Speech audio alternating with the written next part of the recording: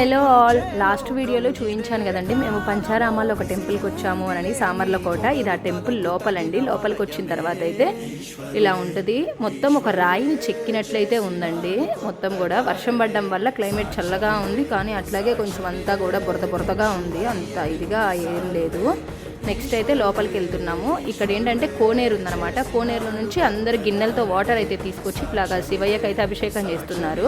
లోపల ఏంటంటే videos, cameras అవన్నీ కూడా ఎలో లేదు, ఫొటోస్ కూడా తీయకూడదని చెప్పారు. అందుకని చెప్పి నేనైతే లోపల ఏం తీయలేదు. దేవుడు మొత్తం ఒకటే ఉంటారండి. 2 ఫ్లోర్లు ఉంటుంది, పైన కింద. స్టెప్స్ ఎక్కి పైకి వెళ్తాము, కింద చూడొచ్చు అనమాట. అమ్మవారు వచ్చేసి బాలా త్రిపుర సుందరి దేవి ఉంటారు. బయట గ్రీనరీ మాత్రం చాలా బాగుంది. అంటే వర్షం పడడం వల్ల, క్లైమేట్ చల్లగా ఉండడం వల్ల గ్రీనరీ అయితే చాలా బాగుందన్నమాట. ఇంకోటి ఏంటంటే ఇక్కడ డైలీ అన్నదానం అనేది కూడా చేస్తారని చెప్పారు.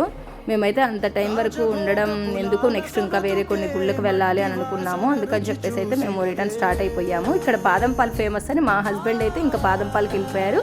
బాదం పాలు తాగేసి నెక్స్ట్ టెంపుల్కి అయితే వెళ్ళిపోయాం. Thank you, bye.